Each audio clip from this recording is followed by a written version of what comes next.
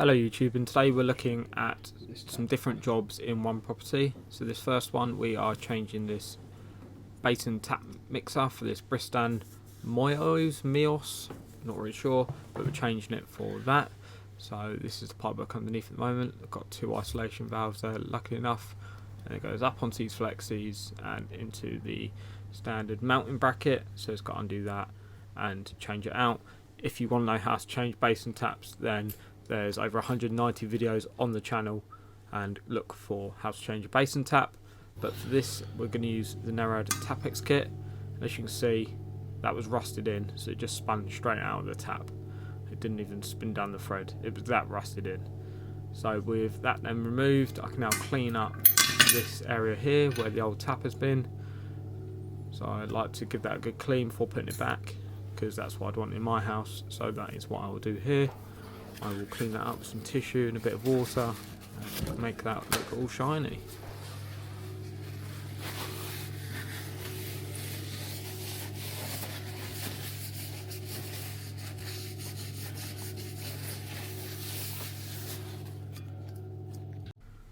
So this is now with the tap installed.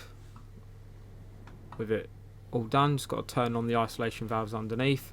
Yes, I've put some more isolation valves around, because that is the only flat-faced fitting I have, was two isolation valves. So that is real world plumbing, that is what happened. I'm not going to hide it, it's not a problem, it's just more isolation points, I suppose. You can look at the positives. So I'm just turning these on and giving the tap a test run. So with them on, I can then test the basin tap to make sure hot's coming out of hot, cold's coming out of cold, run it for a bit and just test it.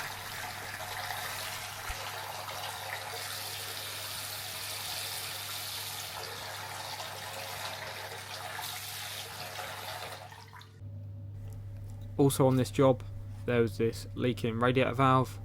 So to this towel rail, apparently it's been leaking for about 3 or 4 years. They've just not done it because British Gas said they have to drain the whole house to do it, which is true, and it just put them off because they thought in their head it was going to be an expensive bill. As you can see, the packing gland's already been wound all the way down. I think it's already been tried to be fixed, but the washer's actually already corroded inside and they're not shutting this tower off, so I've had to drain the whole system through a bag. That's what I like to do. It holds about 30 litres of water, so I just use a bag, change it to these K-rad valves, and yeah, so I've got my bag ready. So I just crack the nut and let that run into the bag to drain the whole system. It's only a little bungalow, but with some underfloor heating, so I've had to valve off the underfloor heating so it doesn't drain that. So we're just literally draining the pipework and tower out. It's a bungalow, so I'll just take the pressure off it. Once the pressure's off, I can just swap the valves over. With these, I did have to take the nut and olive off as well, because the nuts are different size to the ones that I've got. It's just a tower rail thing, I think. I don't know what brand it is, but they use bigger nuts on older style valves, or cheaper ones, I'm not sure. But the ones that I'm going to fit are just standard 15mm nut and olives, where these are like 20mm nuts. I don't really know, but they're a lot bigger. If someone knows, leave a comment what I'm talking about. Not a clue myself really, but they're just different sized nuts, so I had to get the nut and olives off. Oh, look at that, nice little flowing bit of water. That's pretty, isn't it? So with that then drained off into this bag, you can see all the black bits coming out. So we're now at the end of the tower rail draining. We can then swap over the valves as shown. So here we go with this one. As you can see, you can spin it off. There will be a bit of water still,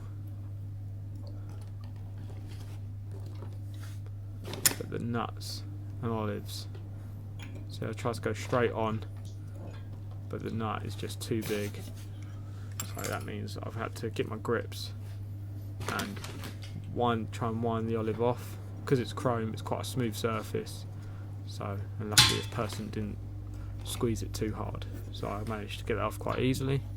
I'm just going to change that, and then the customer decides to come round and have a chat with me.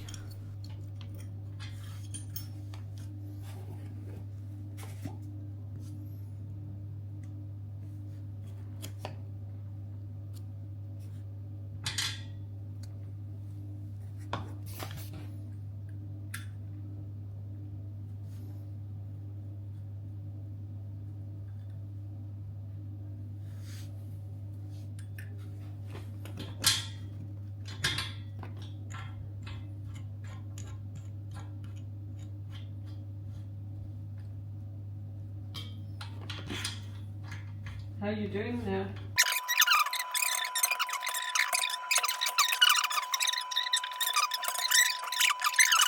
Thank you. Yeah, that's all right.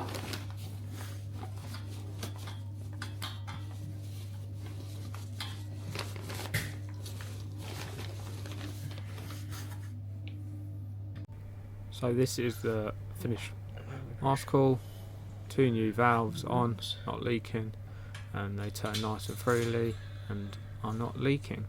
So now all I've got to do is fill up the system and vent the radiators. So that is what I'm going to do now. Is I will vent the radiators, then go around, turn the underfloor heating back on, and test it all with a good old heat test.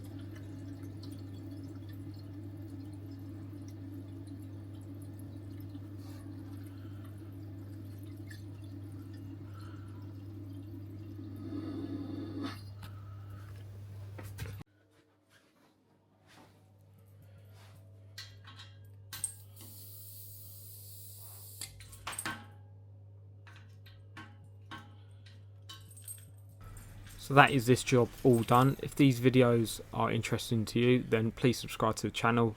There's over 180 videos on the channel now, with plenty of how-to videos and other day in the life plumbers. But for now, have a good day and take care.